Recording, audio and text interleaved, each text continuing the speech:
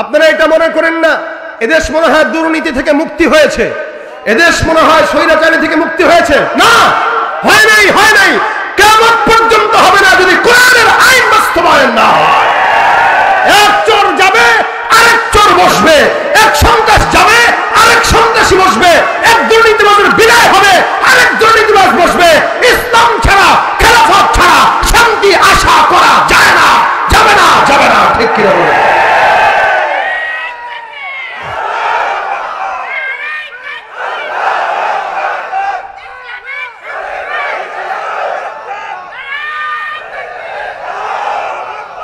যে দেশের সংবিধানে বিসমিল্লাহ থাকে লেখা, সে দেশের সংসদে আমাদের আইন বৈধ রাখা। যে দেশের সংবিধানে বিসমিল্লাহ থাকে লেখা, সে দেশের সংসদে হয় মোদের আইন বৈধ রাখা। বলো না কাকে রেখে কাকে ছেড়ে বলবো কথা, বলো না কাকে রেখে কাকে ছেড়ে বলবো কথা। সবই তো নাচের পুতুল মার্কিন হলো আসল হোদা, সবই তো মাছের পুতুল দিল্লি হলো আসল হোদা। দেশটা নয়তো কারো বাপের ভিটা, করবে মন চাহিলেই যখন যেটা। দেশটা নয়তো কারো বাপের ভিটা, করবে মন চাহিলেই যখন যেটা। দেশটা লক্ষ মায়ের ইজ্জতেরই দামে কেনা, মাটিতে মিশে আছে লাখ শহীদের রক্ত কণা। দেশটা লক্ষ মায়ের ইজ্জতেরই দামে কেনা, মাটিতে মিশে আছে লাখ শহীদের রক্ত কণা। শহীদের রক্তের দামে কেনা মোদের সোনার ভিটা, শহীদের রক্তের দামে কেনা মোদের সোনার ভিটা। তবে কেন অভ্যাস হলো বিদেশিদের কদম চাটা, তবে কেন অভ্যাস হলো বিদেশিদের কদম চাটা। দেশটা নয়তো কারো বাপের ভিটা, করবে মন চাহিলেই যখন যেটা। বিপ্লব মানে জীবন দেয়া বসে থাকা নয়, সে কোনদিন আসবে না রে করো যদি ভয়। আসবে বিজয় রক্ত আর জীবনের বিনিময়, আসবে বিজয় রক্ত আর জীবনের বিনিময়। বিপ্লব মানে জীবন দেয়া বসে থাকা নয়, সে কোনদিন আসবে না রে করো যদি ভয়। লড়াইয়ের ওই ময়দানেতে যেতে তোমাকে হবে, প্রয়োজনে সব রক্তটুকু জমিনেই ঢেলে দেবে। লড়াইয়ের ওই ময়দানেতে যেতে তোমাকে হবে, প্রয়োজনে সব রক্তটুকু জমিনেই ঢেলে দেবে। তবুও তোমায় লড়তেই হবে, মানবে না পরাজয়। ঠিক কিনা? তবুও তোমায় লড়তেই হবে, মানবে না পরাজয়। বিপ্লব মানে জীবন দেয়া বসে থাকা নয়, সে কোনদিন আসবে না রে করো যদি ভয়। কাকে ভয় পাবো? জোরে জোরে বলেন কাকে? শেষ পর্যন্ত থাকবেন তো? মোনাজাত ধরে যাবেন তো?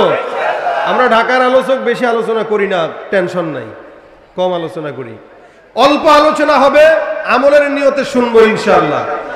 আলোচনা হবে কম, আমল হবে বেশি। কথা বলেন, কি হবে বেশি? আমল হবে বেশি ইনশাআল্লাহ। তবে যেগুলো আমি বলবো আল্লাহ যেন আগে আমাকে আমল করার তৌফিক দেয়, তারপরে আপনাদের সবাইকে দেয়। কষ্ট হবে না তো ইনশাআল্লাহ?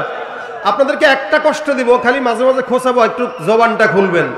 এটা কেন? আচ্ছা, ফুটবল খেলা হয় না, ক্রিকেট খেলা হয় না, সব ওই যখন গোল দেয় ওদের বলতে হয় না যে তোমরা একটু বলো গোল দিছি, এটা বলা লাগে না। গোল দিতে দেরি, চিল্লাইতে দেরি না। আমাদের দেশে ফুটবল প্রেমিকরা পতাকা বানায় এক একটা 10 কিলোমিটার। কি দেখেন না আপনারা? কথা কয় না, দেখছেন নি? ফুটবল খেলে পাগলে হলো 10,000 মাইল দূরে, আর আরেক পাগল যশোরের মাটিতে বসে বসে চিৎকার দেয়। কি বলেন, ঠিক না? ফুটবলের জন্য যদি গলার আওয়াজ ভাঙতে পারে, ক্রিকেটের জন্য যদি গলার আওয়াজ ভাঙতে পারে, আল্লাহর জন্য, আল্লাহর প্রেমে গলাটা আজকে ভাঙতে পারবো তো ইনশাআল্লাহ। আল্লাহ কবুল করুন। এজন্য বেশি কষ্ট দিব না, অল্প, খালি মাঝে মাঝে একটু আমার সাথে দিবেন আর কি। এটা মুজাকারা, আমিও বলবো আপনারাও বলবেন। আমি একা বললাম, আপনারা চুপ থাকলেন, তাহলে আমি মনে করবো আপনারা মনে আমার কথা বুঝেন নাই। ঠিক আছে তো ইনশাআল্লাহ? আল্লাহ পাক তৌফিক দান করুন। আজকের মজমাকে আল্লাহ পাক কবুল ফরমান, এটাকে জান্নাতি মজমা হিসেবে কবুল করুন। আমি দেখেন ভাই আমার, আমি যদি আপনাদেরকে প্রশ্ন করি, এই জায়গাটায় আমরা যারা বসা, বলেন তো এমন কে আছেন যে জিন্দেগিতেও কোনোদিন গুনাহ করি নাই? আছেন কেউ? এই যে একজন আরেকজনের পেছনে ছুটেন, একজন আরেকজনকে নাড়াচাড়া করেন, কোন নিয়তে নাড়াচাড়া করেন বলেন? আমাদের দেশের চায়ের দোকানগুলো সবচেয়ে বেশি নাড়াচাড়ার জায়গা, মানে গীবতের জায়গা। এক একটা সংসদ, রুটি উঠানোর টাকা নাই, বিস্কুট উঠানোর টাকা নাই, কলা উঠানোর টাকা নাই, 32 ইঞ্চি টিভি একটা লাগায় রাখছে, বসে বসে দেখে আর গীবত করে। বক্তার গীবত, ইমামের গীবত, মুহতামিমের গীবত, নিজের পাছায় দোষের অভাব নাই, আরেকজনেরটা খোঁচায়। আছে না নাই? তোরা কে দায়িত্ব দিলে আরেকজনকে খোঁচানোর? এজন্য হযরত ওমর বলেন, হাসিবু ক্বাবলা আন তুহাসাবু। হযরত ওমর বলেছেন, তোমার হিসাব নেওয়ার আগে তুমি তোমার নিজের হিসাব মিলাও, নিজের হিসাব মিলাও। যার নিজের হিসাব যে মিলায়, ও জান্নাতে যাওয়ার পর ফেরেশতাদের হিসাব মিলানোর আগেই তার জান্নাত হয়ে যায়। হাসিবু ক্বাবলা আন তুহাসাবু, হিসাব মিলান, অন্যেরটা নয়, নিজেরটা। কারটা? নিজেরটা। নিজেরটা মিলান। অন্যের গীবত শিকায়াত করে, প্রতিহিংসা করে, পরনিন্দা করে এতটুকুন ফায়দা হবে যে নিজের আমল সব বরবাদ করবেন। ওই পোকা যেরকম কাঠ নষ্ট করে, এটা সেটা নষ্ট করে, আপনার এই সমস্ত অন্যের পিছনে লেগে থাকা নিজের আমল নষ্ট করে। এ কারণে নিজের হিসাব মিলানো। গুনাহগার নাই এমন কেউ নাই, সব গুনাহগার। নবীরা ছাড়া, সাহাবা আজমাইনরা ছাড়া, নবী রাসূল, সাহাবা আজমাইন, তাবেঈন, এদেরকে আল্লাহ পাক নিজ গুণে ক্ষমা করে দিয়েছেন। সুবহানাল্লাহ, নিজ গুণে ক্ষমা করে দিয়েছেন আল্লাহ। এরপরে যারা আছে এরা অধিক সব গুনাহগার, সব গুনাহগার। আল্লাহ পাক গুনাহের মজাও যেভাবে বান্দাকে দিয়েছেন, গুনাহের সাজার ভয়টাও বান্দার দিলে দিয়ে দিয়েছেন। এই ভয়ের কারণেই তো ইমানদাররা গুনাহ করে না। আবার ভয় না থাকার কারণে ইমানদার গরু ছাগলের চাইতেও নিকৃষ্ট হয়ে যায়। কি ঠিক না? কথা কি বুঝাইতে পারতেছি আমি? তাহলে দেখেন, গুনাহগার নাই এমন কেউ নাই। তবে হ্যাঁ, আমরা 2024 সালে একটু বেশিই গুনাহগার, কারণ আমরা ফিতনা খুব বেশি পেয়েছি। যার কারণে এমন ফিতনা পেয়েছি, 60 বছর 70 বছরের মুরব্বীরাও পর্যন্ত ফেসবুকে পড়ে থাকে সারাদিন। হ্যাঁ ঠিক না? ফিতনা। আমার চেয়ে ভালো যে 100 বছর আগে জন্মগ্রহণ করেছে সে, কারণ সে আল্লাহর নিকটবর্তী, রাসূলের নিকটবর্তী। যে রাসূলের যত নিকটে, সে জান্নাতের তত নিকটে। আর যে রাসূল থেকে যত পিছিয়ে, সে জান্নাত থেকে তত পিছিয়ে। আমরা তো অনেক সময় আমাদের আকাবির বুজুর্গানদেরকে গালি দেই, এরা ইসলাম বুঝে নাই। আমি বুঝছি ইসলাম, আমি হাদিস পড়ি, আমি তাফসীর পড়ি, আমি সহিহ হাদিস শিখছি, এরা কি বুঝে? অনেক সময় আমরা এটা বুঝাইতে চাই, কিন্তু এটা মনে রাখেন, যারা অতীতে চলে গেছে এরা হয়তো আপনার মতো বুঝে নাই, কিন্তু এরা জান্নাত ঠিকই কামাই করে নিয়ে গেছে। আর আপনি খুব বেশি বুঝার কারণে শয়তান কামাই করেন, জান্নাত কামাই করতে পারেন না। এজন্য অতীতের লোকদেরকে গালি দিয়েন না, এরা জান্নাতের নিকটবর্তী।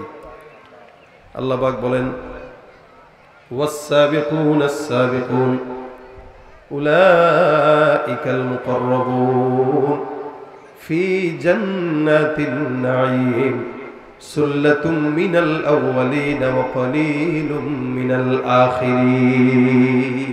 আচ্ছা, আমি যেটা তেলাওয়াত করলাম এটা কি আপনারা শুনছেন কোনোদিন? কথা কয় না। সূরা ওয়াকিয়া, এটা কোনটা? আমার আল্লাহ পাক রব্বুল আলামিন যারা বলে, যারা সাবিকিন হয়ে গেছে, এরাই তো আমার মাওলার নিকটবর্তী, এরাই তো জান্নাতের নিকটবর্তী। অধিকাংশ বান্দারাই তারা জান্নাতি। আর পরবর্তীতে যারা আসবে, জামানা যত সামনের দিকে আগাবে, এরা অধিকাংশ জাহান্নামী। আল্লাহ পাক রব্বুল আলামিন পয়গম্বরকে প্রেরণ করেছেন, প্রত্যেকটা নবী রাসূল জান্নাতি, কোনো সন্দেহ আছে? সাহাবা একরাম জান্নাতি, কোনো সন্দেহ আছে? না না।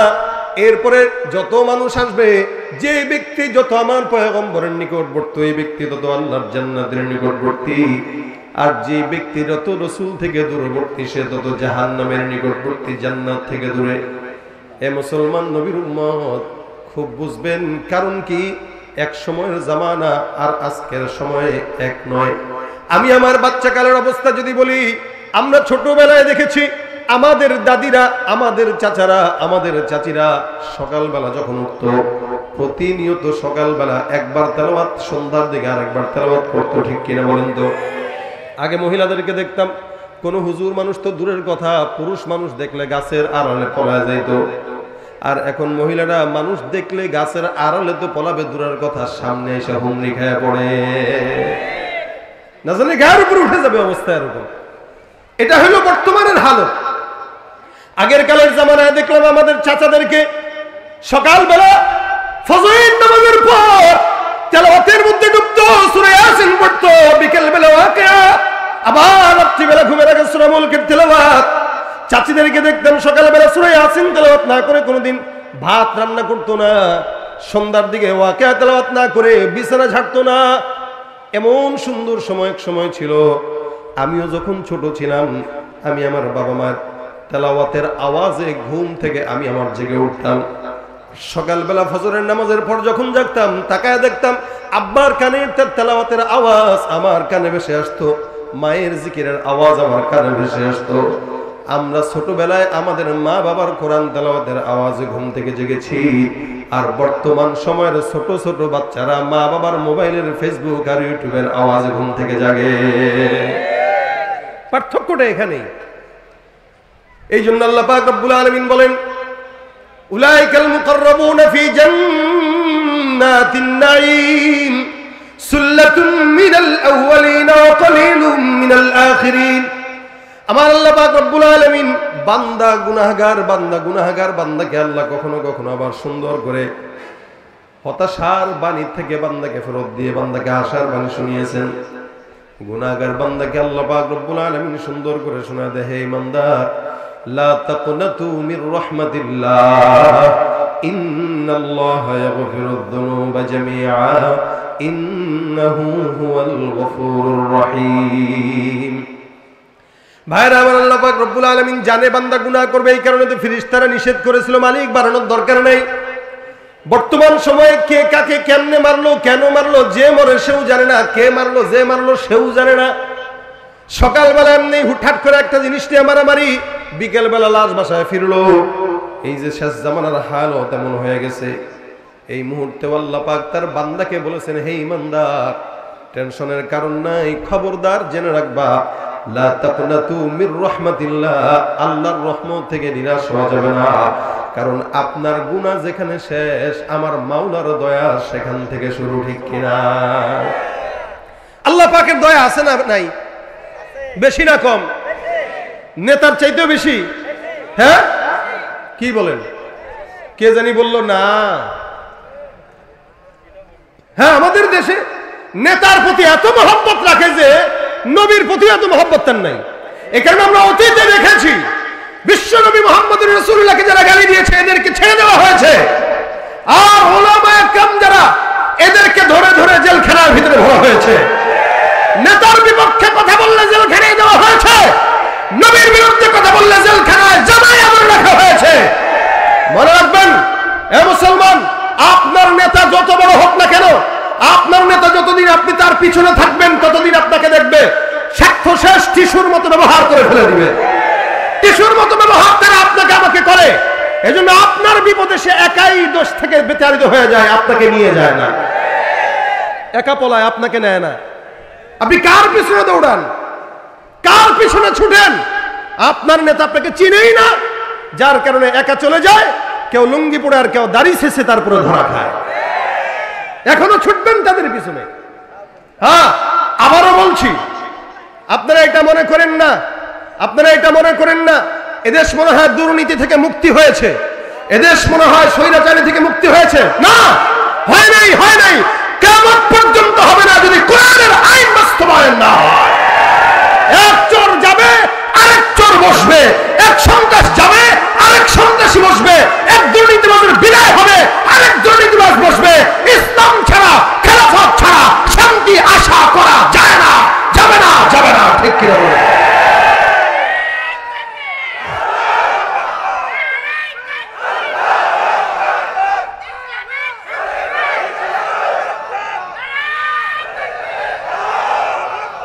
যে দেশের সংবিধানে বিসমিল্লাহ থাকে লেখা, সে দেশের সংসদে আমাদের আইন বৈধ রাখা। যে দেশের সংবিধানে বিসমিল্লাহ থাকে লেখা, সে দেশের সংসদে হয় মদের আইন বৈধ রাখা। বলো না কাকে রেখে কাকে ছেড়ে বলবো কথা, বলো না কাকে রেখে কাকে ছেড়ে বলবো কথা, সবই তো নাচের পুতুল মার্কিন হলো আসল হোদা, সবই তো মাছের পুতুল দিল্লি হলো আসল হোদা। দেশটা নয় তো কারো বাপের ভিটা, করবে মন চাহিলেই যখন যেটা, দেশটা নয় তো কারো বাপের ভিটা, করবে মন চাহিলেই যখন যেটা। দেশটা লক্ষ মায়ের ইজ্জতেরই দামে কেনা, মাটিতে মিশে আছে লাখ শহীদের রক্ত কণা। দেশটা লক্ষ মায়ের ইজ্জতেরই দামে কেনা, মাটিতে মিশে আছে লাখ শহীদের রক্ত কণা। শহীদের রক্তের দামে কেনা মোদের সোনার ভিটা, শহীদের রক্তের দামে কেনা মোদের সোনার ভিটা। তবে কেন অভ্যাস হলো বিদেশিদের কদম চাটা, তবে কেন অভ্যাস হলো বিদেশিদের কদম চাটা। দেশটা নয় তো কারো বাপের ভিটা, করবে মন চাহিলেই যখন যেটা। ঠিক কিনা বলেন? কষ্ট পাইছেন কেউ একটু? ইসলাম ছাড়া শান্তি আছে? আসবে একের পর এক, একের পর এক, একের পর এক। পরিবর্তন হবে ঠিক, কিন্তু শান্তি মুসলমানের হবে না কোরআন ছাড়া। ঠিক কিনা বলেন? শান্তির বিনিময়, শান্তির একমাত্র পথ হলো ইসলাম। এই ব্যাপারে আপনাদের কোনো সন্দেহ আছে? যা কথা আমার এটা না, কথা বলছিলাম ওইটা। বান্দা যত যেখানে গুনাহ শেষ, দুনিয়ার মানুষের মতো আল্লাহ মানুষের বন্ধু এরকম না, 2 নাম্বার বন্ধু না, 1 নাম্বার বন্ধু। রাত্রি 3টা হোক, 2টা হোক, 2:30টা হোক, মালিককে ডাকবেন, মালিক শুনে না, কথা কয় না। আপনারটা শুনে আমারটা শুনে না, এরকম কিছু? আচ্ছা, দুনিয়ার কোনো মানুষকে একবারের জায়গায় 10 বার ডাকবেন, বেজার হয়ে যাবে, কিরে এতবার ডাকো কেন? কিন্তু আল্লাহকে যা ডাকলে আল্লাহ পাক বেজার হয়ে যায়। এটা হলো বন্ধু। এই কারণে আল্লাহ পাক রব্বুল আলামিন বলেন, ফাযকুরুনি আযকুরুকুম ওয়াশকুরুলি ওয়ালা তাকফুরুন। আমাকে আগে স্মরণ করো, তারপর আমি তোমাদেরকে স্মরণ করব।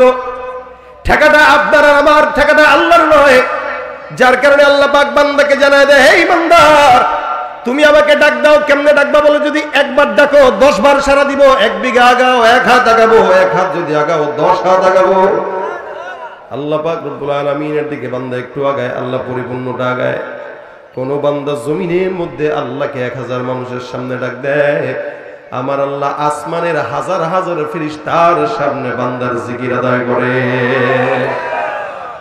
এ ভাইরা আমার, এই কারণে বান্দা গুনাহগার, এটাই তো স্বাভাবিক। গুনাহ করবে মুমিন, আমার আল্লাহ পাক রব্বুল আলামিন ক্ষমা করার জন্য বান্দার জন্য অপেক্ষমান। যার কারণে আল্লাহ পাক বান্দাকে আসমানে এসে ডাক দেয়, আলামিন মুস্তাগফির, এমন কোন চানেওয়ালা চাও, বলো চাও, আমি আল্লাহ তোমাকে দেওয়ার জন্য হাজির। আল্লাহ পাক রব্বুল আলামিনকে বান্দা যদি ডাকার মতো ডাকে, আমার মাওলা শুনে। এই জন্য নবী করিম সাল্লাল্লাহু আলাইহি ওয়াসাল্লাম হাদিসের মধ্যে বর্ণনা করে, কোন ইমানদার বান্দা যখন একবার বলবে আস্তাগফিরুল্লাহ রাব্বি মিন কুল্লি যামবি ওয়া আতুবু ইলাইহি, আমার পয়গম্বর বলে এতটুকুন শব্দ যদি কোন ইমানদার বান্দা তার জবান দিয়া বলে, আল্লাহ পাক রব্বুল আলামিন ওই বান্দার গুনাহ যদি সমুদ্রের ফেনা পরিমাণ সমান হয়, আল্লাহ পাক ক্ষমা করে দেয়। সুবহানাল্লাহ, জোরে বলেন আওয়াজ দিয়ে। এ ভাইরা আমার, আমার আল্লাহ পাক রব্বুল আলামিন বান্দা যদি ক্ষমা চায়, মাফতুব করে, কখনো কখনো বান্দার চোখের পানি বের হয়ে নিচে পড়ার আগে আল্লাহ পাক বান্দারে ক্ষমা করে দেয়। এ মুসলমান নবীর উম্মত, হাদিস শরীফের ঘটনা থেকে আমরা যদি জানতে পারি, বলেন তো দেখি, সারা দুনিয়ার মধ্যে আদম থেকে নিয়ে মুহাম্মদ পর্যন্ত যত নবী আসছে, সব নবীদের উম্মতদের মধ্য থেকে আল্লাহ পাক সবচাইতে দামি উম্মত বানাইছেন উম্মতে মুহাম্মাদীকে। ঠিক কিনা? আপনার আমার সম্মান এত বেশি, যার কারণে আল্লাহর হাবিব বলেন, এত বেশি জমিনের থেকে বিদায় হওয়ার পর সব নবীর উম্মতদের মধ্যে আল্লাহ পাক রব্বুল আলামিন সবার আগে যে উম্মতকে জান্নাতে দিবে, তারাই হলো আখির নবীর উম্মত। সুবহানাল্লাহ। আমাদের আগে কেউ যাবে না, জান্নাত খুলবে, ঢুকবো আমরা। আল্লাহ পাক এত সম্মানিত বানাইলেন, যেখানে আপনাকে আমাকে আল্লাহ পাক এত সম্মানিত করলেন, সেখানে অন্য সব নবীরা ফেল, নবীর উম্মতরা ফেল, আমাদের নবী আর আমরাই হলাম সবার আগে। সুবহানাল্লাহ। আল্লাহর হাবিব সাল্লাল্লাহু আলাইহি ওয়াসাল্লাম হাদিসের মধ্যে ঘটনা বর্ণনা করেন, নবী করিম সাল্লাল্লাহু আলাইহি ওয়াসাল্লাম বলেন, আগের কালের বনি ইসরাইলের জামানার ঘটনা, একজন লোক ছিল গুনাহগার, এত বড় সন্ত্রাস, প্রতিনিয়ত খালি মানুষকে খুন করতো, যাকেই পাইত তাকেই খুন করতো। এখানে এমন কেউ আছেন যে খুন করছেন? হ্যাঁ, থাকলেও বলবে না, বলবে? থাকলেও বলবে না, কিন্তু রাজনৈতিক কন্দলে ঠিকই একটা পিটাইছে, পিটাইছে না? পারেনাওয়ালা লোক অনেক আছে। এই লোক আজীব লোক, সে একটা না দুইটা না 99টা খুন করছে। কয়টা? 99টা। আচ্ছা কোন দেখি যে এই লোক 99টা খুন করছে, এটা কয়বার মিনিমাম ফাঁসি দেওয়া দরকার ছিল? 99 বার। তা 99 বার ফাঁসি দেওয়ার আসামি। হঠাৎ করে মাথার মধ্যে আসছে, মালিক এত অন্যায় করলাম, এত গুনাহ করলাম, আল্লাহ মেহেরবানি করে আমারে মাফ করে দিও। একটু এহসাস আসছে ভিতরে। আল্লাহর বান্দাটা গেছে একটা আবেদের কাছে। আবেদ বুঝেননি? ইবাদত করে যারা, আবেদ, আলেম না আবেদ। মনে রাখবেন, ইলম ছাড়া আবেদের দাম নাই। আল্লাহর হাবিব সাল্লাল্লাহু আলাইহি ওয়াসাল্লাম বলেন, এ মুসলমান যত আবেদ হোক না কেন, 1000 আবেদের চাইতেও একজন আলেম আল্লাহর দরবারে অনেক দামি। সুবহানাল্লাহ। আবেদের কাছে গেছে, যা বলে, ভাই আমি তো খুন করছি ভাই 99টা, এখন মনে চাইতেছে একটু আল্লাহর কাছে মাফটাফ চাই। আল্লাহ কি মাফটাফ করবেনি আমারে? একটু বলে দেখবেন নি? আবেদ ডাক দেখে, ইন্না লিল্লাহ, করছে কি? 99টা খুন আপনি করছেন? বলে হ্যাঁ। হ্যাঁ রে মিয়া, দেখ ভাগেন, আল্লাহ ঠেকা পড়ছে, আপনারা মাফ করবো। হ্যাঁ, বান্দার অবাবাস, যান যান যান যান, সরেন। মাফ এত সোজা না। 99টা খুন করে মিয়া মাফ চাইতে আসছেন, কই পাইছেন এগুলা? বেচারা এমনিও সন্ত্রাসী মানুষ, ডাকাইত মানুষ, এর মেজাজ গেছে আরো গরম হয়ে, পকেটেই ছুরি ছিল। শালা আমি যদি মাফ না চাই তোরও তো শেষ করবো। ছুরিটা নিয়ে দিয়ে ধুক করে দিছে পেটের ভিতরে ঢুকাইয়া। আগে ছিল 99টা, এখন হচ্ছে কয়টা? সেঞ্চুরি। এখন তো সেঞ্চুরি করার পরে কয় ইন্না লিল্লাহ। এটা তো আর ক্রিকেটের রান না যে করলে পুরস্কার আছে, এটা তো খবর আছে। এখন মনে মনে আবার ডাক ডাক, আস্তাগফিরুল্লাহ, কি করে ফেললাম এটা আমি, আহা মাথা গরম করে ফেলছি। এই না, এবার আরেকজনের কাছে যায়। এবার আরেকজন আলেমের কাছে গেলেন, যাওয়ার পরে ডাক দেয়া বলতেছেন, হুজুর গুনাহ করলাম, এত এত গুনাহ করলাম, যে গুনার কোনো শেষ নাই। বলেন তো দেখি, 99টা খুন করছিলাম, খুন করার পরে একজন আবেদের কাছে গেছি মাফ চাওয়ার জন্য, এটা কইছে মাফ পামু না, মেজাজ গরম হয়ে গেছে, ওইটারও খুন করে দিস। 100টা পূর্ণ করে আপনার সামনে আসলাম, বলেন দেখি মাফ পাবো কিনা? হুজুরে কয়, অবশ্যই অবশ্যই, টেনশনের কারণ নাই, 100% কোনো সমস্যা নাই, আমার আল্লাহ মাফ করে দিবে। 100টা খুন করছি, মাফ করবে তো? অবশ্যই করবে। আরে একজন ইমানদার যদি খালি নিয়ত করে, নিয়ত, নেকের নিয়ত করে, তবু আল্লাহ পাক তাকে একটা নেকি লিখে দেয়। করে নাই, এরপর লিখে দেয়। কেউ যদি নেক কাজের নিয়ত করে কিন্তু করে নাই, আল্লাহ রাসূল বলেন, কাতাবাল্লাহু লাহু হাসানাতান কামিলা, পরিপূর্ণ একটা নেকির সওয়াব তার আমলনামায় লেখা হয়ে যায়। এ ভাইরা আবার এই বেচারা নিয়ত করলো আল্লাহর দরবারে, আল্লাহ অনেক গুনাহ হয়ে গেছে মালিক, মাফ চাওয়ার জন্য আসছি। হে হুজুর বলেন তো কই যাওয়া যায়? হুজুর ডাক দেয়া কয়, অমুক এলাকায় এমন একজন বুজুর্গ আছে, আপনি তার কাছে যাবেন, তার হাত ধরে আল্লাহর কাছে মাফ যাবেন আর বায়াত হবেন, আল্লাহ পাক ক্ষমা করে দিবে ইনশাআল্লাহ। একটু তার কাছে যা দোয়া চান আর তার হাতে বায়াত হয়ে মুসলমান হয়ে যান, ভালো হয়ে যান। মনে করেন উদাহরণত এটা যশোর শহর না, এটা শহর। এখান থেকে মনে করেন ঢাকা যাইতে বললো, আল্লাহর বান্দাটা মাগুরা পর্যন্ত গেছে, আল্লাহ পাক ডাক দেয়া বলে, জিবরাইল, আজরাইল, এই লোকটার টাইম শেষ, এটা শেষ করে দাও। আজরাইল ডাক দেয়া, মালিক এটা তো তওবা করবে। আল্লাহ কয়, যাও, মাফ। মাফ তো না, তওবা তো করতে গেছে, হায়াত তো শেষ হয়ে গেছে, এটার হায়াত শেষ, যেহেতু এটার জান কবজ করে নাও। আজরাইল জান কবজ করে নিল। বান্দা এখানে হায়াত শেষ, ঢাকা পর্যন্ত যাবার কথা, মাগুরা গেছে, বেশি গেছে না কম গেছে? কম গেছে। অনেক রাস্তা বাকি, এখন প্রায় 170 কিলো বাকি। এ মুসলমান নবীর উম্মত, মাত্র গেছে অল্প রাস্তা, 50 কিলো বাকি আছে, 150 কিলো। ইন্তেকালের পর ফেরেশতারা দুই ভাগে ভাগ হয়ে গেছে, একদল কয় জান্নাতি আর একদল কয় জাহান্নামী। জাহান্নামের ফেরেশতারা কয়, আল্লাহ এটা তো গুনাহ করছে, 100টা খুন করছে, মাফ কেমনে হবে? আবার জান্নাতি রহমতের ফেরেশতা কয় মালিক এটা তওবার নিয়ত করেছে, তওবা করতে পারে নাই, জান কবজ করছো। আয় আল্লাহ এই বান্দা নিয়ত করছে, নিয়তের বদৌলতে মাফ করে দাও। আল্লাহ পাক রব্বুল আলামিন কয় যা যা, কার কথা শুনবো? তোরা কস একটা, এরা কয় একটা কাজ কর। এই বান্দা যে তওবার জন্য রাস্তায় রওনা হয়ে গেছে, দেখ বান্দা কোন জায়গায় যায় মারা গেছে। বান্দা তার ঘর থেকে যে স্থানটায় মারা গেছে ওই স্থানটা তওবার রাস্তা যদি বেশি হয় জান্নাতি, আর তওবার রাস্তা যদি কম হয় তাহলে জাহান্নামী। যাও মাপা শুরু করো।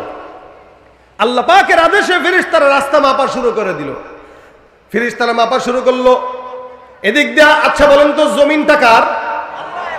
আমার আল্লাহ পাক রব্বুল আলামিন জমিনকে আদেশ দেয়, জমিন যে আমি আল্লাহ পাক রব্বুল আলামিন আদেশ করলাম যেই বান্দাটা বাসার থেকে তওবার দরজা পর্যন্ত রওনা হয়ে গেছে, বান্দার রাস্তা যে কম আমি আল্লাহ জানি, কিন্তু আদেশ করলাম যাও জমিন, আমি আল্লাহর আদেশে তুমি তওবার রাস্তা পর্যন্ত লম্বা হয়ে যাও।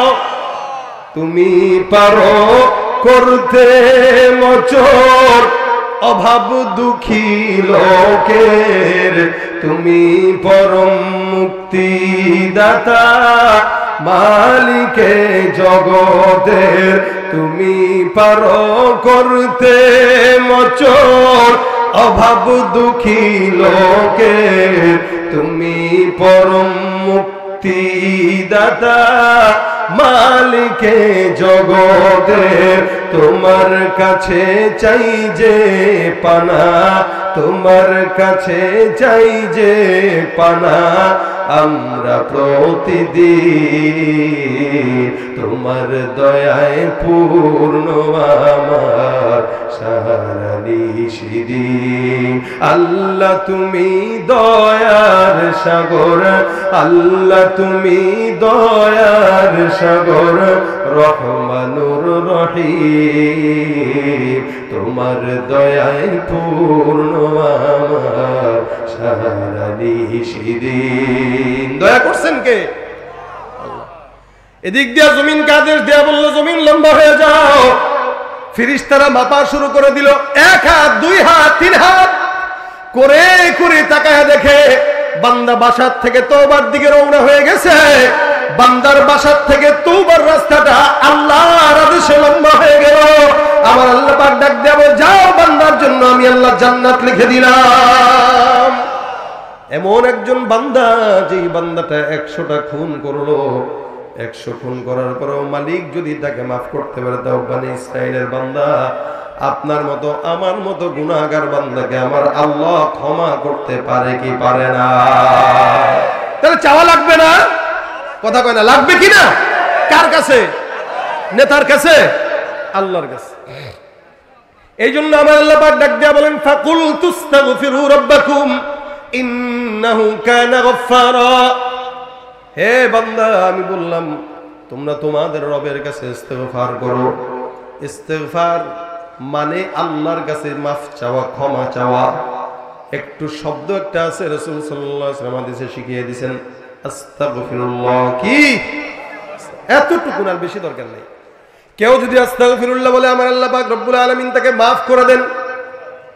এ মুসলমান, আল্লাহ পাক রব্বুল আলামিনের এক বান্দা হাসান আল বসরি, অনেক বড় একজন বুজুর্গ মানুষ। উনি একবার মজলিসের মধ্যে বসা, আমি যেমন আপনাদের সামনে বসা, মজলিসের মধ্যে বসে আছেন। দূর থেকে একজন বান্দা আসলেন, ডাক দেয়া বলেন, হুজুর আমি অনেক গুনাহগার, গুনাহ করতে করতে পাহাড় সমান গুনাহ হয়ে গেছে, আমি জানি না মাফ পাবো কিনা।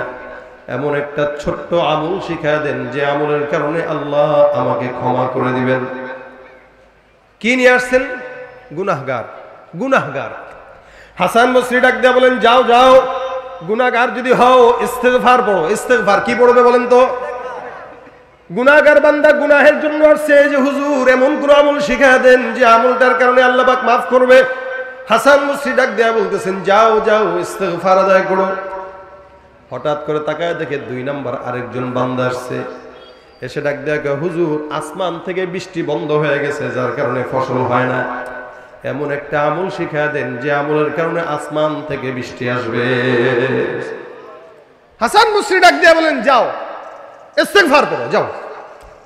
প্রথম জন যে আসছে গুনাহ মাফের জন্য, তাকেও কি বলল? ইস্তেগফার। দ্বিতীয় যে আসছে আসমান থেকে বৃষ্টি নাই, তাকে কি বলছে? ইস্তেগফার। তৃতীয় জন আরেকজন আসছে, সেটা দেখো, হুজুর আমার সম্পদ নাই, অভাব, টাকা পয়সা নাই, গোস্ত খাইতে পারি না, ডিম কিনে খাইতে পারি না। আগে তো ডিম ছিল 12 টাকা পিস, এখন হয়ে গেছে 16 টাকা। বাড়ছে না? কথা কয় না, বাড়ছে না? তাহলে যে বললেন পরিবর্তন, পরিবর্তনে দেশে হবে না, ও যারাই বসাবেন এরকমই হবে, ঠিক কিনা বলেন? সেদিন একজন দোকানদার বলতেছে, হুজুর ভালো কথা, আগে মানে কি বলে চান্দা দিতাম দিনে 200 টাকা, এখন তো বরকত হয়েছে, এখন 300 টাকা। বরকত হয়েছে না? তাহলে ভণ্ডামি দিনে দিনে থাকবে, যুগে যুগে থাকবে। এই কারণে ইসলাম ছাড়া, আল্লাহর রাস্তা ছাড়া শান্তি আশা করা যায় না। আপনারা কি আমার এই কথাটা কষ্ট পাইলেন? জনগণের কথা এগুলা, এগুলা মানুষের দিলের কথা। আমরা খেয়ে বাঁচতে চাই, আমাদের খুব বেশি প্রতিদিন গোস্ত মাছ দরকার নাই, অল্প একটু হইলেই হয়। এইটাকে নিয়ে যারা রাজনীতি করে এরা কোনোদিন মানুষ হতে পারে না, মানুষ নামের কলঙ্ক। মুরগি যদি জানতো যে আমি ডিম পারি যেটা ফ্রি, এটার দাম এত, ও পাড়া বন্ধ করে দিত কষ্টে। কেন পারবো আমি? যেখানে যাই ভেজালেতে ভরে গেছে দেশটায়, ব্যবসায়ীরাও রাতারাতি কালো টাকায় হাত রাঙায়। ভেজাল থেকে বাঁচতে হলে, ভেজাল থেকে বাঁচতে হলে খোলা রাখো কান, ওরা শিক্ষিত শয়তান, ওরা শিক্ষিত শয়তান, ঠিক কিনা? তাহলে কিসের জন্য আসছে তৃতীয় লোক? টাকা নাই, টাকা নাই, অভাব। হুজুরে ডাক দেখো, হুজুর এমন কোন আমল দেন যে আমলের কারণে আল্লাহ পাক সম্পদ দান করবে। হুজুর জায়গায় যাও, বাসায় বসে বসে ইস্তেগফার করো। কি? 3 জনকেই একই আমল দিলেন। আবার 4 নম্বরের একজন এসে ডাক দেখে, হুজুর আমার বাচ্চা নাই, এমন আমল শিখায় দেন যে আমলের কারণে সন্তান দিবে আল্লাহ। আমাদের দেশের মানুষ যদি বাচ্চা না হয় আজমির শরীফে যায়, খাজা বাবার দরবারে যায়, বন্ড পীরের কাছে যায়, বাবা গো একটা সন্তান দেন।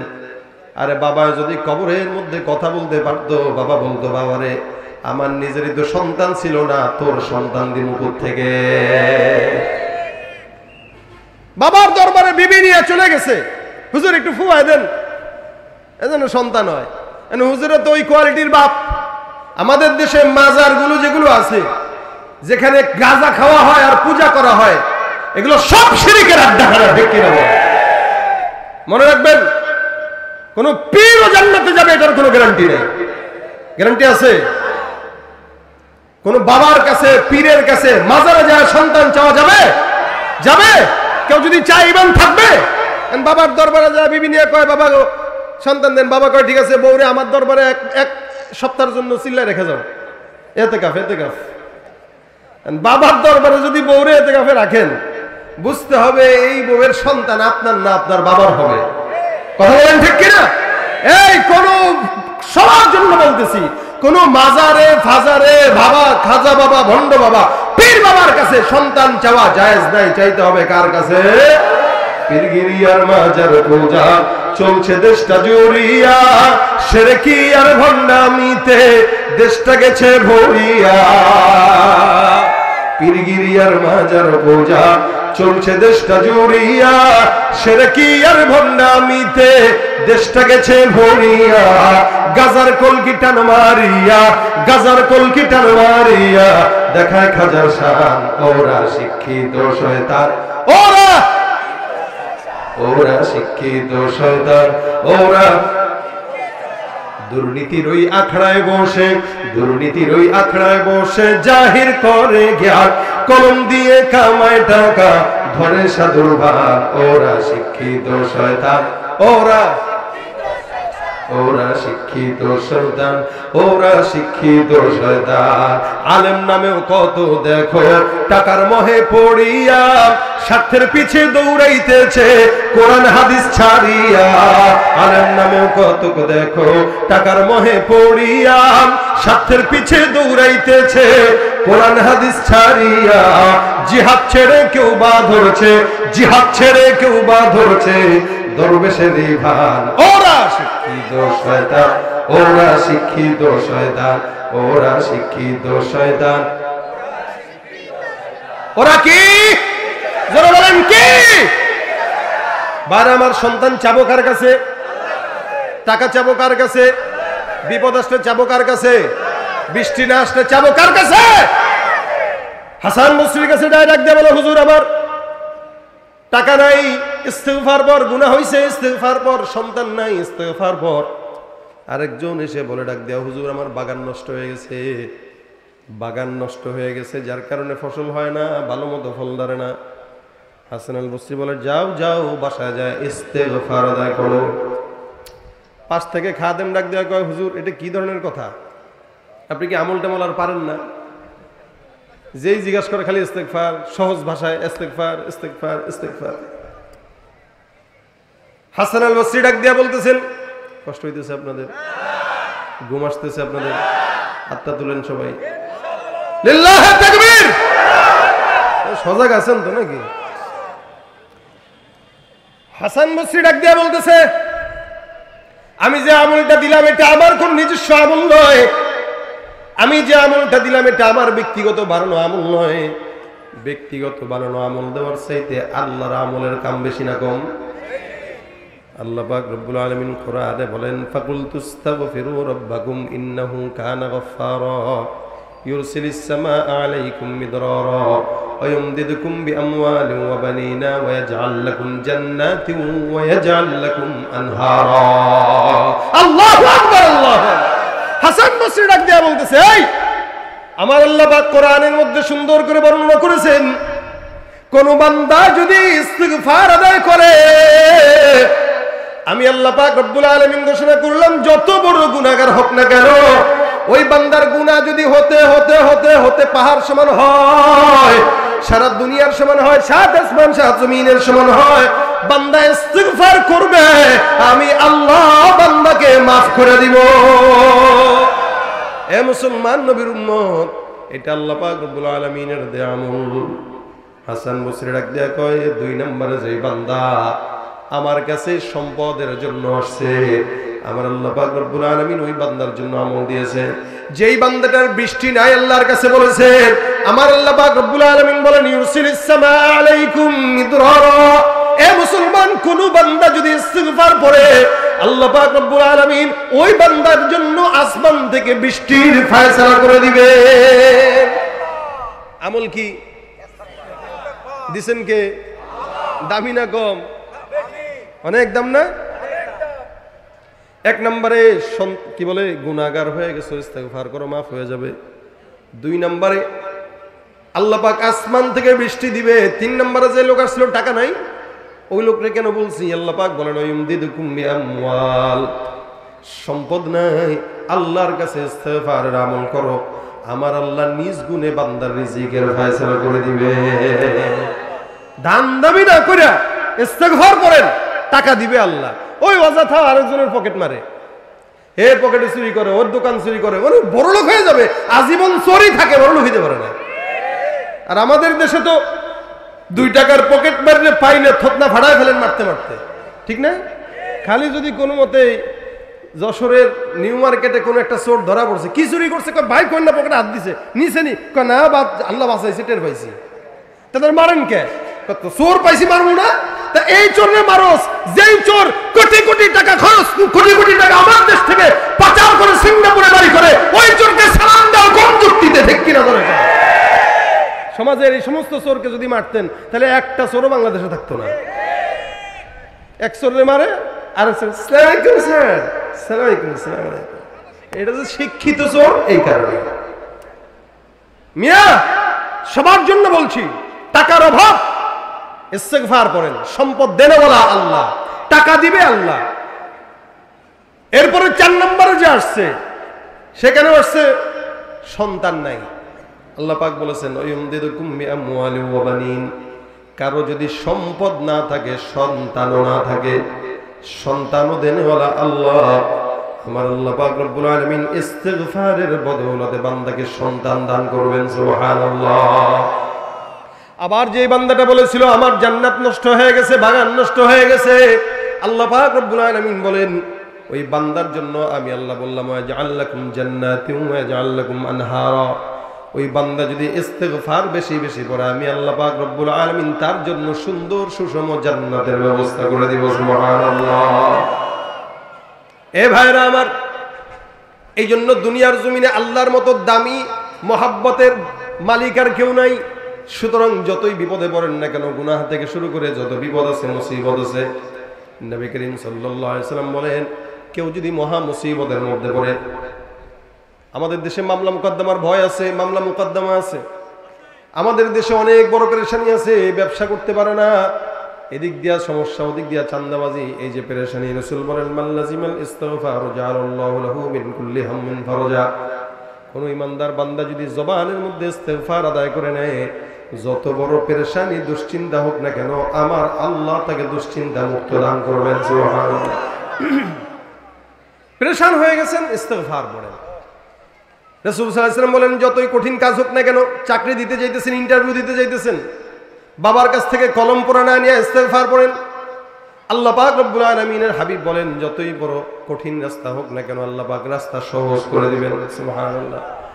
শুধু তাই নয়, রিজিকের অভাব যদি থাকে, ওয়ারযুকুহু মিন হাইতু লা ইয়াহতাসিব, এমন জায়গা থেকে রিজিকের ব্যবস্থা করে দিবে আল্লাহ পাক রব্বুল আলামিন, এমন জায়গা থেকে কল্যাণের ব্যবস্থা করবে, রিজিকের ব্যবস্থা করবে। রাসূল বলেন বান্দা কোনদিন কল্পনা করতে পারবে না।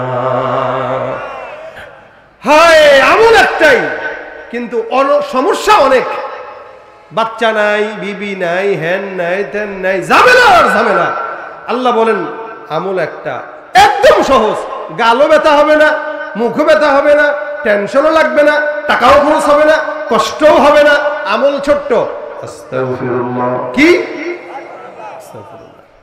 নিজে পড়বেন, অন্যকে পড়াবেন, এটা হলো।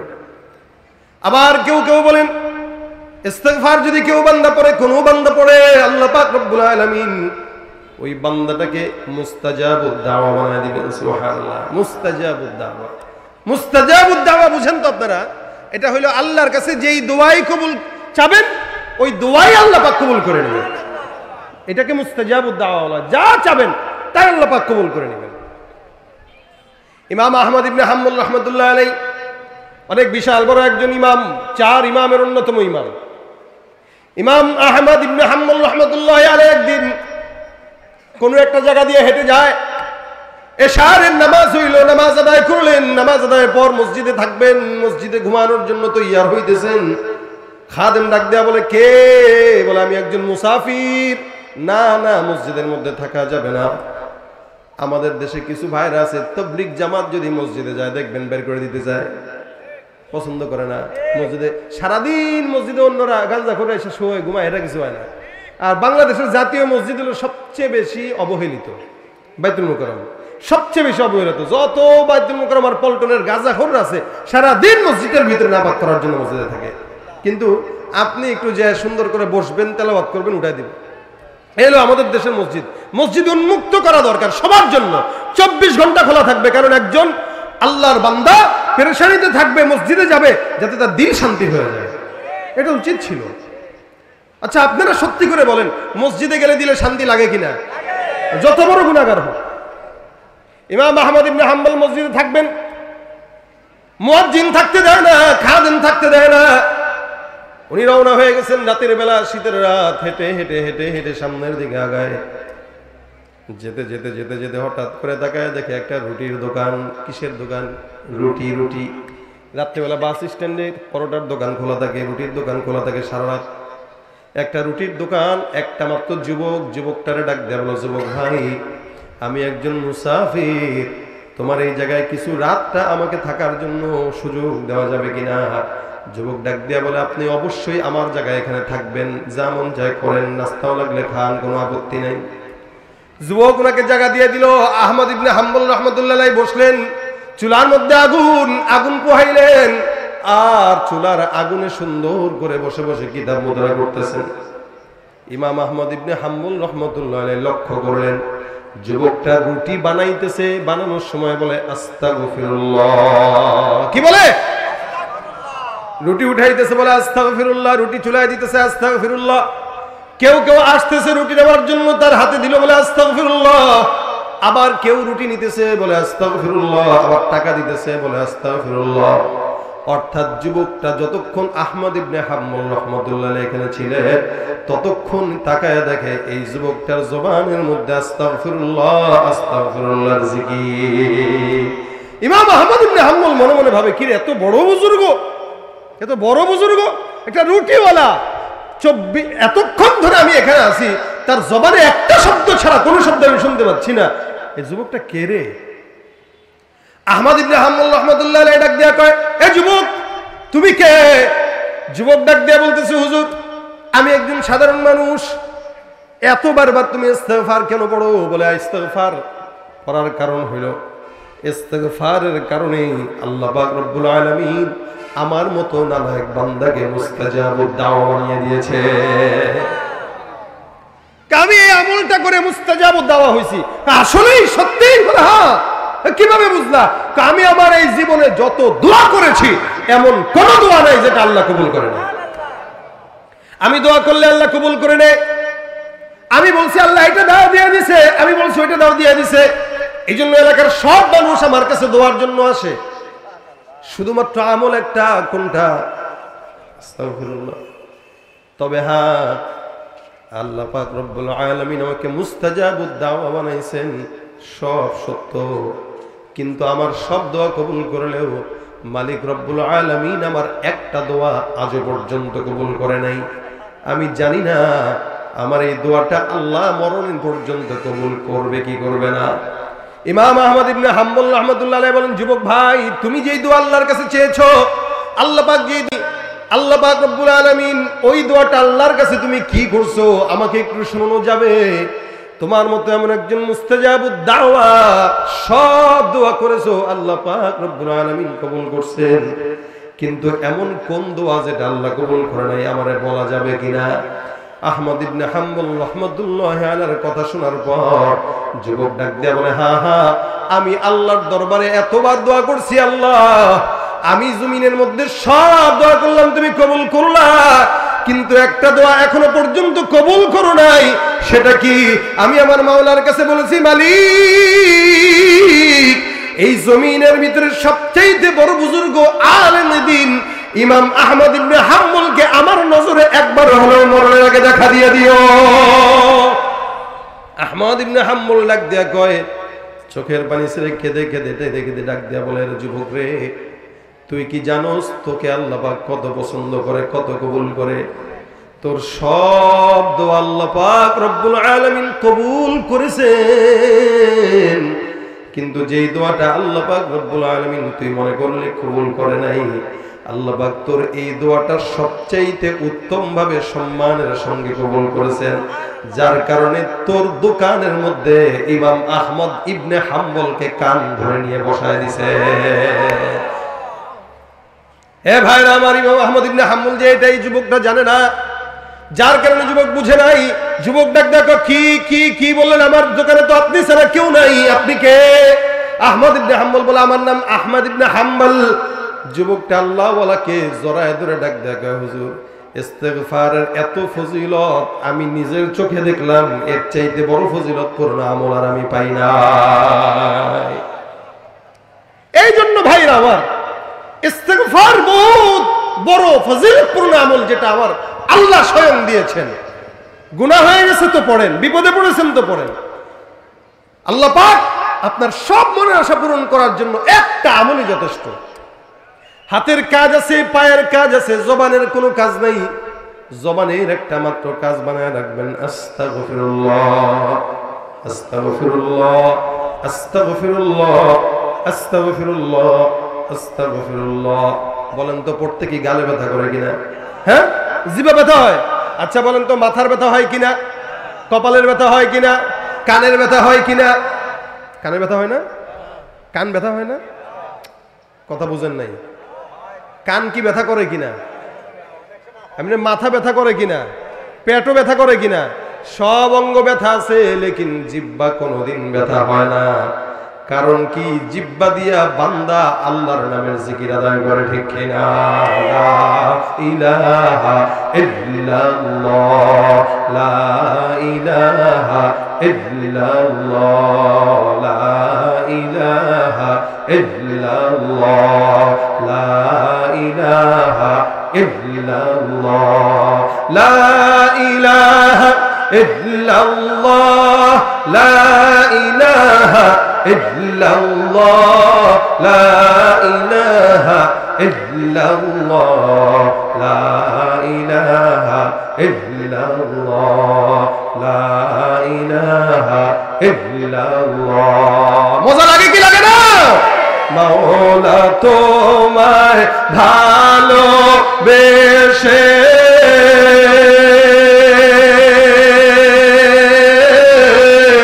কলিজা পুড়ে গন্ধ আসে, মাওলা তোমায় ভালোবেসে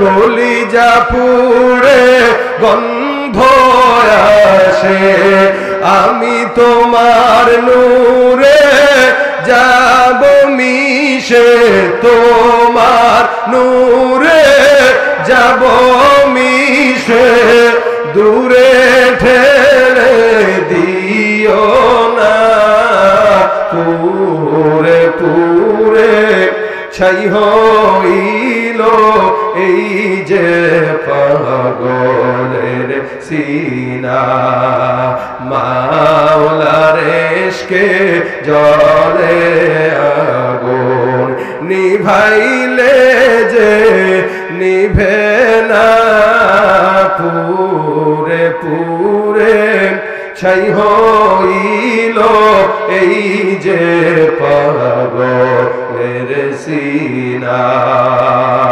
ধরা দিয়ে দাও না ধরা,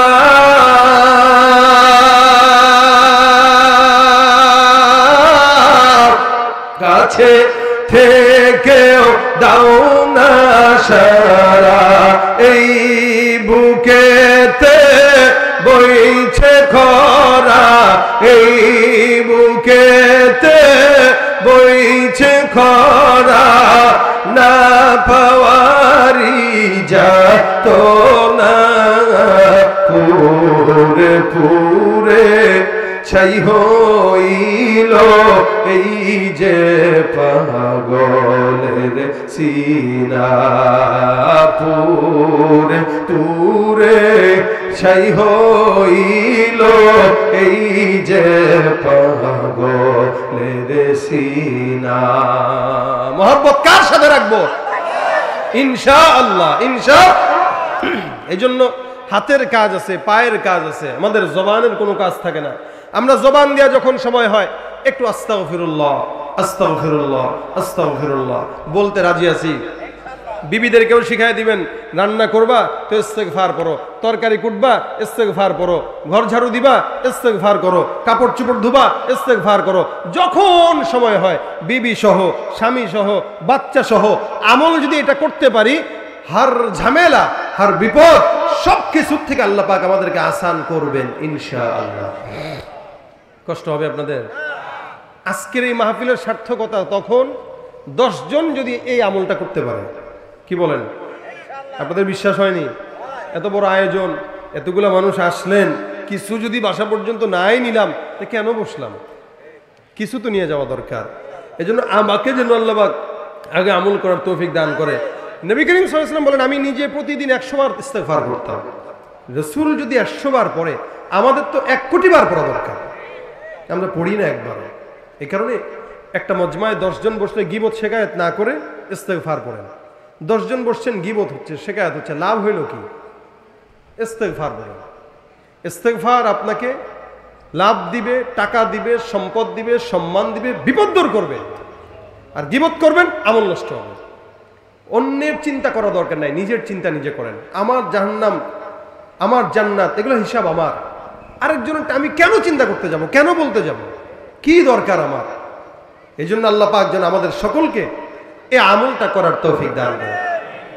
5 জন যদি হয়ে যান, মহিলাদের থেকে 5 জন যদি করেন, আপনারা যদি আবার কাউকে উদ্বুদ্ধ করেন, ইনশাআল্লাহ এই মাহফিলের সার্থকতা ওখানে।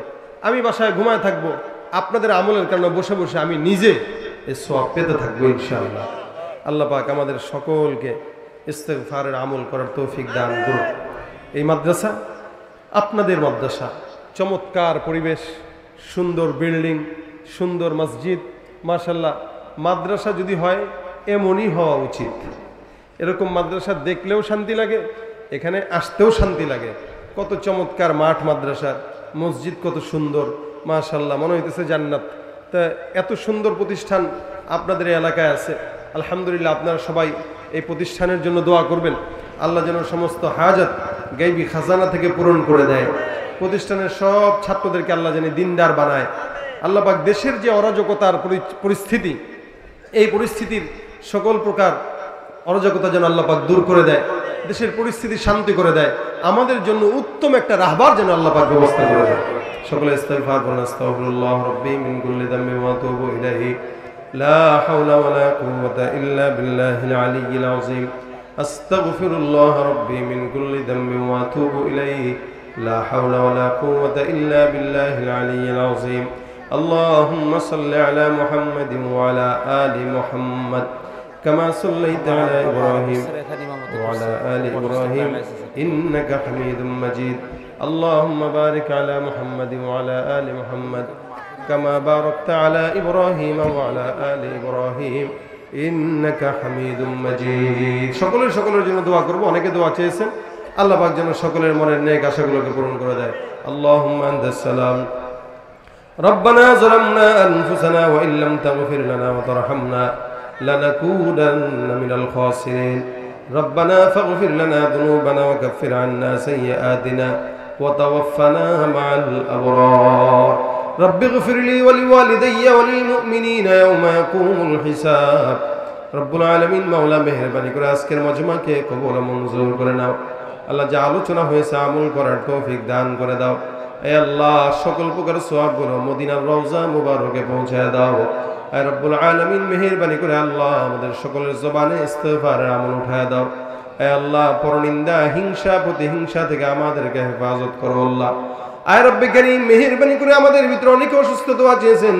এ আল্লাহ, এই মসজিদের 12 বছরের ইমাম সাহেব ইমামতি করেছিলেন, আল্লাহ উনি অসুস্থ মুরব্বী হয়ে গেছে। আয় আল্লাহ, উনাকেও সুস্থতার হায়াত দান করে দেন। আল্লাহ, মা বোনদেরকে সুস্থতার হায়াত দান করেন। আল্লাহ, প্রত্যেকটা ঘরে ঘরে শান্তি বর্ষণ করে দেন। রব্বুল আলামিন যুবকদেরকে দিনদার বানায় দেন, নেককার বানায় দেন, পরহেজগার বানায় দেন। আল্লাহ, 5 ওয়াক্ত নামাজি বানায় দেন আল্লাহ। আয় রব্বে কারীম, মেহেরবানি করে আল্লাহ আমাদের মধ্যে যাদের মা বাবা, দাদা দাদি, নানা নানি, ভাই বোন, আত্মীয় স্বজন অন্ধকার কবরে শুয়ে আছে, প্রত্যেকের কবরগুলোকে জান্নাতের বাগান বানায় দেন আল্লাহ। রব্বুল আলামিন যাদের মা বাবা জীবিত, আল্লাহ মা বাবাকে সুস্থতার হায়াত দান করেন। আয় আল্লাহ, অভাবগ্রস্তদের অভাব দূর করে দেন, ঋণগ্রস্তদের ঋণ পরিশোধ করার তৌফিক দান করে দেন, বিপদগ্রস্তদের বিপদ থেকে হেফাজত করেন। আয় আল্লাহ, সন্তান সম্ভবা নারীদেরকে আসানের সঙ্গে জমিনে সন্তান আসার তৌফিক দান করেন। আল্লাহ, যাদের সন্তান হয় না, নেককার সন্তান দান করে দেন আল্লাহ। বাংলাদেশকে হেফাজত করেন। আয় আল্লাহ, ইসলামী রাষ্ট্র হিসেবে আল্লাহ আপনি দেশকে কবুল মঞ্জুর করে নেন আল্লাহ। আর রব্বুল আলামিন আমাদের জবানে জিকির উঠায় দেন আল্লাহ। মেহেরবানি করে আপনার হাবিবের রওজা জিয়ারত করার তৌফিক দান করে দেন। যারা একবার গিয়েছে বারবার যাওয়ার তৌফিক দান করে দেন। আল্লাহুম্মা সাল্লি আলা মুহাম্মাদিন নবিয়্যিল উম্মি ওয়া আলা আলিহি ওয়া সাল্লিম তাসলিমা। আল্লাহ, আপনার হাবিবের নামের উসিলায় আমাদের সকলকে আল্লাহ তুমি মাফ করে দেন। আয় আল্লাহ, আমাদের মাহফিলকে কবুল মঞ্জুর করে নেন। মাহফিলে যারা এই পর্যন্ত বসছে, আল্লাহ প্রত্যেককে দিনদার, নেককার, পরহেজগার হিসেবে কবুল মঞ্জুর করে নেন। রব্বিরহামহুমা কামা রাব্বায়ানি সগীরা, রব্বিরহামহুমা কামা রাব্বায়ানি সগীরা। সুবহান রাব্বিকা রাব্বিল ইজ্জাতি আম্মা ইয়াসিফুন ওয়া সালামুন আলাল মুরসালিন আলহামদুলিল্লাহি রাব্বিল আলামিন। আসসালামু আলাইকুম ওয়া রাহমাতুল্লাহি ওয়া বারাকাতুহু।